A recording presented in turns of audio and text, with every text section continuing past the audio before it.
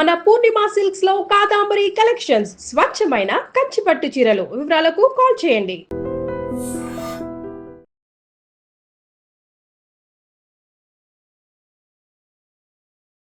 నమస్తే, welcome to I dream. చాలా మందికి కిడ్నీలో స్టోన్స్ రావడము, దాని బారిన పడి కిడ్నీలు కొంతకాలానికి పూర్తిగా పాడైపోవడం కూడా చూస్తూ ఉంటాము. అయితే ఇక్కడ ప్రధాన సమస్య ఏంటంటే, ఒక కిడ్నీ పూర్తిగా పాడైపోయింది అనుకుందాము. మరి ఇంకొక కిడ్నీతో ఎంతకాలం ఆ మనిషి సర్వైవ్ అవ్వగలరు? ఒక్క కిడ్నీతో ఆ మనిషి జీవితకాలం ఎంతవరకు సజావుగా సాగుతుంది? మరి పాడైపోయిన కిడ్నీ బాగవ్వాలంటే ఏం చేయాలి? నిజంగా ఈ రోజుల్లో కిడ్నీలో స్టోన్స్ ఫామ్ అయితే ట్రీట్మెంట్ చాలా ఎక్స్‌పెన్సివ్ అని వింటున్నాము. అది ఎంతవరకు వాస్తవమో, అత్యాధునిక చికిత్సా విధానాలు ఏవేవి ఉన్నాయని తెలుసుకుందాం. నమస్కారం అండి. నమస్తే. డాక్టర్ గారు, ఇప్పుడు అనుకోని కారణాల వల్ల ఇప్పుడు కిడ్నీలో స్టోన్ ఫామ్ అయింది, లేదు అనేది తెలియదు. పెయినొచ్చి సర్జరీ అయిపోతే గానీ అప్పటి వరకు ఒక పేషెంట్‌కి అర్థమే కాదు. అనుకోని కారణాల వల్ల కిడ్నీ డ్యామేజ్ అయిపోయిందనుకుందాము. ఉన్న 2 కిడ్నీలలో ఒక్క కిడ్నీతోటే ఒక మనిషి ఎన్ని రోజులు సర్వైవ్ అవ్వగలడు? అలా ఏం లేదండి. ఒక కిడ్నీతో పూర్తి జీవితం మామూలుగా ఏ ఇబ్బందులు లేకుండా ఉండగలుగుతారు. మీకు లైఫ్ లాంగ్. లైఫ్ లాంగ్ అండి. ఉదాహరణకి కొన్ని మీకు చెప్పడానికి క్లినిక్‌లో మేము చూసేటప్పుడు ఒక్కొక్కసారి మామూలుగా ఏదో కారణానికి కడుపు నొప్పి వచ్చిందనో, ఇంకెందుకో స్కాన్ చేసి చూస్తే వాళ్ళకి ఒకటే కిడ్నీ ఉందని తెలుస్తుంది. అలాగా ఇప్పుడు 40 ఏళ్ళకి, 50 ఏళ్ళకి వాళ్ళు ఆశ్చర్యపోతారు. ఏమిటి నాకు ఒకటే కిడ్నీ ఉందా అని. ఇన్నాళ్ళు అంటే వాళ్ళకేం ఇబ్బంది రాలేదు. పెళ్ళిళ్ళయ్యాయి, పిల్లలు పుట్టారు. అందరూ అన్ని ఉద్యోగాలు చేసుకుంటారు. కానీ ఒకటే కిడ్నీ ఉందని వాళ్ళకి తెలీదు.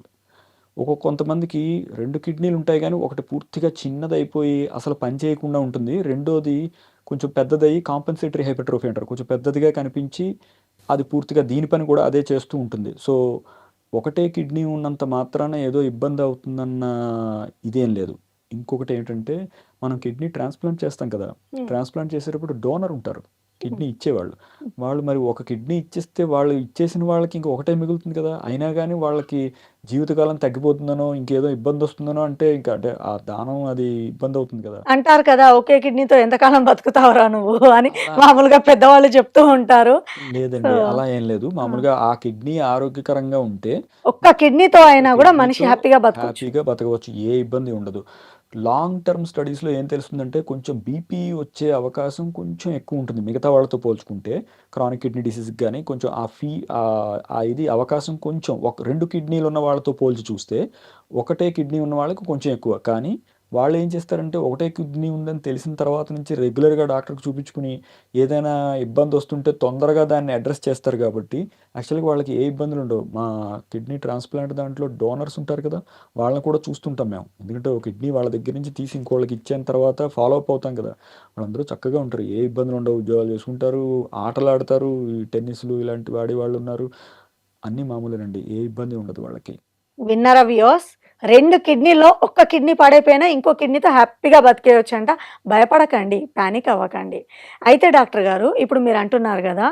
కిడ్నీ డోనేట్ చేసేవాళ్ళు కూడా ఉన్నారు అని. అయితే ఈ ట్రీట్మెంట్ చాలా ఎక్స్‌పెన్సివ్ అని వింటాము. వాస్తవమేనా?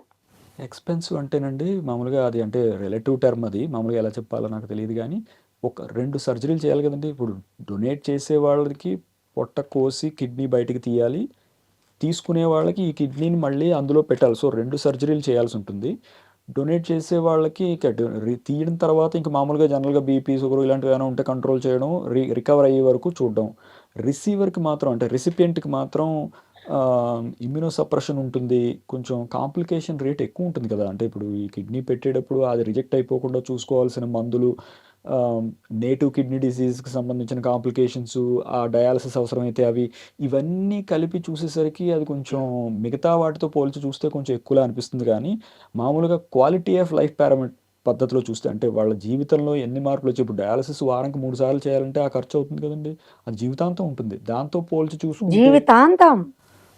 కిడ్నీ పాడైపోయి డయాలిసిస్ మీదకొచ్చిన వాళ్ళు, మళ్ళీ ట్రాన్స్‌ప్లాంట్ అయ్యే వరకో, లేకపోతే జీవితాంతం డయాలిసిస్ మీద ఉండవలసిందే చాలామంది. ఇప్పుడు ట్రాన్స్‌ప్లాంట్ అయిన తర్వాత ఈ ఎన్ని మంత్స్ వరకు మానిటర్ చేస్తారు మీరు? ఆల్మోస్ట్ అది కూడా ఇంకా చాలా కాలం చూస్తామండి. అంటే ఇప్పుడు ఇమ్మీడియేట్‌గా హాస్పిటల్‌లో అయితే ఓ వారం రోజులు మా దగ్గరే పెట్టుకొని ఐసోలేటెడ్ రూమ్‌లో జాగ్రత్తగా చూసుకుంటాం. హ్మ్. డిశ్చార్జ్ అయిన తర్వాత ఒక నెల పాటు కొంచెం అక్కడ ఇక్కడ తిరక్కండి. అంటే ఇన్ఫెక్షన్‌లు వచ్చే అవకాశం ఎక్కువ ఉంటుంది. ట్రాన్స్‌ప్లాంట్ అప్పుడే కొత్తగా అయిన వాళ్ళలో. సో, వాళ్ళని ఈ గు ఈ బస్సుల్లోనూ, రైల్వే స్టేషన్‌లోనూ ఇలాంటి గుంపులుగా జనాలు ఎక్కువ మంది ఉన్న చోటుకి వెళ్ళొద్దని, మాస్కులు పెట్టుకొని ఉండమని, ఇలాంటి కొన్ని ఇన్ఫెక్షన్ రాకుండా ఉండే నియమాలు వాళ్ళకి చెప్పి, ఒక నెల రోజులు అలా మెల్లిమెల్లిగా వాళ్ళకి కొంచెం అంటే ఇమ్యూనిటీ కొంచెం పర్వాలేదనుకునే టైంకి బయట పనులు చేసుకుంటారు. మనం ఫాలో అప్ అయితే ఫస్ట్‌లో వారం, తర్వాత నెల, తర్వాత ఏదో 3 నెలలు, 6 నెలలు, సంవత్సరానికోసారి అలాగా లైఫ్ లాంగ్ చూస్తూనే ఉంటాం. ఎందుకంటే వాళ్ళు లైఫ్ లాంగ్ మందుల మీద ఉంటారు. అంటే ఇప్పుడు 2 కిడ్నీలు పాడైపోతేనే మీరు డోనర్ దగ్గర నుంచి కిడ్నీ తీసుకొచ్చి కరెక్ట్ ట్రాన్స్‌ప్లాంట్ అండి. చేస్తారా? కరెక్ట్ లేకపోతే అండి. అంతేనండి. అది లా కూడా ఉందండి దానికి. ఒక కిడ్నీ పాడైపోయింది కదా అని ఇంకో కిడ్నీ తీసి పెట్టడం కుదరదు. కుదరదు. 2 పాడైపోయి డయాలిసిస్ మీదకి వెళ్ళిపోయిన తర్వాత మాత్రమే వాళ్ళకి ట్రాన్స్‌ప్లాంట్ చేయగలం మనం. అరే! ఒక కిడ్నీ పాడైపోయింది. ఒక్క కిడ్నీయే బాగుంది అని ముందు జాగ్రత్తగా మీ దగ్గరకొస్తే మీరు చెయ్యరు. మీరే చేయగలం. కాదు ఏ డాక్టర్ చెయ్యరు. ఇండియాలో కాదు ప్రపంచం మొత్తం మీద ఎక్కడ డయాలిసిస్ దగ్గర పడిపోయింది అంటే అమెరికాలో ఇదివరకు ఉండేవాడిని కదండీ నేను. అక్కడ జీఎఫ్ఆర్ 20 కన్నా తగ్గితే లిస్ట్ చేసుకునేవాళ్ళం అట్లీస్ట్ ట్రాన్స్‌ప్లాంట్ గురించి. అంటే డయాలిసిస్ మీదకి ఎప్పుడు వెళ్ళక్కర్లేకుండా రెడీగా ఉంటారు. బాగా తగ్గిపోగానే ట్రాన్స్‌ప్లాంట్ చేసేస్తాం. ఇండియాలో రూల్ ఏంటంటే మనకి అంటే పాపులేషను, డోనర్లు తక్కువ, మనకుండే ఇది వలన భయాలు మనకుంటాయి. ఇబ్బందుల వలన డయాలిసిస్ మీదకొచ్చిన తర్వాతే మనం ట్రాన్స్‌ప్లాంట్ చేయగలుగుతాం తెలంగాణలో. హ్మ్. సో, మిగతా ఏ పరిస్థితిలో కూడా చెయ్యరు. ఇది క్లియర్. ఒక్క కిడ్నీ పాడయిందని తొందరపడి ఇంకో కిడ్నీ కోసం డాక్టర్ దగ్గరికి వెళ్ళినా, ఎవరైనా చేస్తామని చెప్పినా అది మోసమే. అంతే కదా డాక్టర్ కరెక్ట్ గారు? అండి. లా ఉందండి. మనకి లీగల్‌గా మనకు పనికిరాదు అది అవ్వదది. ఇంకొక విషయం ఏంటంటే ఇప్పుడు ఒకటే కిడ్నీ ఉన్న వాళ్ళకి ఏదైనా ఇబ్బందొస్తుందా అంటే, ఇప్పుడు ఏ కారణం చేతైనా ఒక కిడ్నీ పాడైందనుకోండి, పుట్టినప్పుడు ఒకటే కిడ్నీ ఉంటే అది వేరే విషయం. మామూలుగా తర్వాత ఏదో రాయి అడ్డం పడో, ఇన్ఫెక్షన్ వచ్చో, ఓ కిడ్నీ పాడైపోయిందనుకోండి, ఇప్పుడు ఆ కారణం ఏమిటి అన్నది గుర్తించి దాన్ని అడ్రెస్ చేయకపోతే, అదే ఇబ్బంది రెండో కిడ్నీకొచ్చి అప్పుడు ఆ కిడ్నీతో ప్రాబ్లమ్ వచ్చే అవకాశం ఉంది. కానీ అంటే ఒక కిడ్నీ ఉండగా ఆరోగ్యకరంగా ఏ ఇబ్బంది ఉండదు గానీ, మొదటి కిడ్నీకి వచ్చిన ఇబ్బందే రెండో దానికి కూడా వచ్చే అవకాశం ఉంటే, పూర్తిగా 2 పాడైపోయి డయాలిసిస్ మీదకెళ్ళిపోయే అవకాశం ఉంటుంది. సో, డాక్టర్‌కి చూపించుకోవడం అనేది తప్పదు. చూసాక వాళ్ళు ఏమిటి పరిస్థితి ఇది ఎప్పుడో పాడైపోయింది, ఇప్పుడు ఇంకే ఇబ్బంది లేదనుకుంటే పర్వాలేదు గానీ, ఆన్‌గోయింగ్ ప్రాబ్లమ్ ఏదైనా ఉంటే దాన్ని అడ్రెస్ చేయాలి మనం. డాక్టర్ గారు నాకిక్కడ ఒక చిన్న డౌటు. వ్యూవర్స్ ఈ మాత్రం కూడా తెలియదు యాంకర్‌కి అనుకోవద్దు. ఇప్పుడు చాలామంది పెద్దవాళ్ళకి కిడ్నీ ట్రాన్స్‌ప్లాంట్ చేస్తూ ఉంటారు. ఆ కిడ్నీ అనేది యంగ్‌స్టార్ దగ్గర నుంచి, డోనర్ దగ్గర నుంచి తీసుకుంటూ ఉండడం సినిమాల్లో చూసాము. నాకైతే తెలియదు. సో, కిడ్నీకి కూడా వయసుంటుందా డాక్టర్ గారు? ఉంటుందండి. మీరు ఇప్పుడు చెప్పింది మరి ఓల్డ్ ఏజ్ వాళ్ళకి యంగ్‌స్టర్ కిడ్నీ పెడతారు గదా! అవునండి. అది కరెక్టే. అది సెట్ అవుతుందా వాళ్ళకి? వయసుతో సంబంధం లేదండి సెట్ అవ్వడానికి. కానీ మనం ఏం చేస్తామంటే ఆ ఏజ్ మ్యాచ్‌కి అంటే ఆర్గన్ ఏజు, మనిషి ఏజు మ్యాచ్ అవ్వడానికి కూడా కొంచెం ప్రయత్నిస్తాం. ఇప్పుడు మన జీవన్‌దాన్ ప్రోగ్రామ్‌లో కెడావర్ కిడ్నీ వచ్చినప్పుడు ఇలాంటివి చూస్తారు వాళ్ళు కూడా. అంటే ఇప్పుడు ఉదాహరణకి కిడ్నీ తీసుకోవాల్సిన ఆయనకి అంటే పాడైపోయి 2 కిడ్నీలు పాడైపోయి తీసుకోవాల్సిన ఆయనకి వయసు 50 ఉందనుకోండి. మనం ఏదో కొంచెం ఒక 30 ఏళ్ళో, 40 ఏళ్ళో ఉన్న వాళ్ళ కిడ్నీ పెడితే ఇంకా వాళ్ళకేం నష్టమేం లేదు. అంటే మంచిదే కొంచెం ఎక్కువ కాలం పనిచేస్తుంది. ఇబ్బందేం లేదు. కానీ అలా అని ఇప్పుడు 20 ఏళ్ల వాడు ఉన్నాడనుకోండి. ఏదో కారణం వల్ల చిన్నప్పుడు ఇబ్బందులొచ్చి 20 ఏళ్ల వాళ్ళకి 55 ఏళ్ల వాళ్ళ కిడ్నీ పెట్టాలంటే మనం ఆలోచిస్తాం. అంటే తప్పదంటే పెడతాం. ఇప్పుడు పిల్లలకి తల్లిదండ్రులు కిడ్నీలు ఇచ్చిన సన్నివేశాలున్నాయి మనకి. మన తండ్రొస్తాడు. కిడ్నీ ఇలాంటి ఇస్తానంటాడు. సందర్భాల్లో ఓకే. అలాంటప్పుడు కొంచెం వయసు తేడా ఉంటుంది. పెడతాం. కానీ ఆరోగ్యకరంగా ఉంటే కిడ్నీ పెద్ద డిఫరెన్స్ ఏం రాదు. వీళ్ళు జాగ్రత్తగా చూసుకుంటారు. కొన్ని దశాబ్దాల పాటు ఇబ్బంది లేకుండా నడుస్తుంది ఆ కిడ్నీ ఆ పిల్లవాళ్ళు. యూజువల్‌గా ఏజ్ మ్యాచ్ కూడా ఉండేలా ప్రయత్నిస్తాం. ఖచ్చితంగా అలాగే ఉండాలని రూల్ ఏం లేదు. చిన్న వయసున్న కిడ్నీ తీసుకెళ్ళి పెద్దవాళ్ళకి పెట్టినా, పెద్ద వయసున్న కిడ్నీ తీసుకొచ్చి చిన్నవాళ్ళకి పెట్టినా ఇబ్బందుండదు.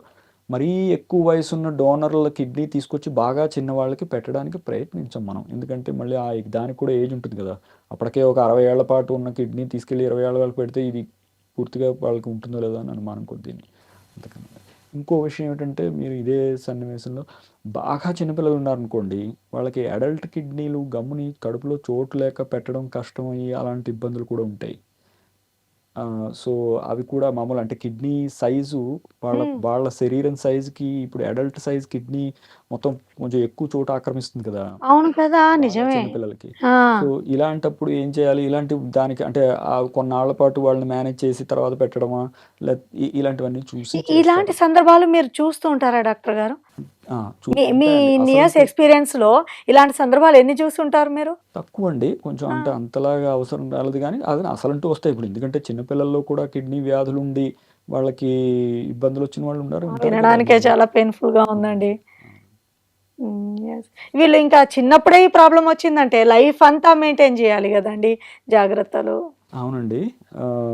కానీ మనం సరైన టైంలో దాన్ని గుర్తించి, వాళ్ళకి కరెక్ట్‌గా మనం ట్రీట్మెంట్ ఇస్తే బానే ఉంటారండి. మెయిన్ ఎదుగుదల ఇబ్బంది అవ్వడం, ఎగ్జిక్యూటివ్ ఫంక్షన్ పోతుంది. అంటే కొంచెం మెంటల్‌గా మెచ్యూరిటీ అది కొ ఇబ్బంది అవ్వడం ఇలాంటివి కూడా ఉంటుంటాయి. బాగా చిన్నప్పుడే వైటల్ ఆర్గన్ ప్రాబ్లమ్ వస్తే, ఇప్పుడు కిడ్నీ అనేది చాలా ఇంపార్టెంట్ ఆర్గన్ కదా! దాని ప్రాబ్లమ్ వస్తే ఎదుగుదల అంటే ఇది శారీరకమైన ఎదుగుదల, మానసికమైన ఎదుగుదల రెండిటికి కూడా ఇబ్బంది వచ్చే అవకాశం ఉంటుందండి.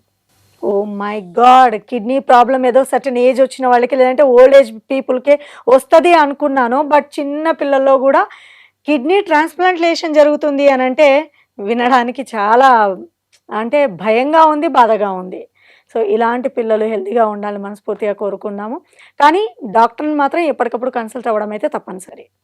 And for more videos, Please subscribe to iDream.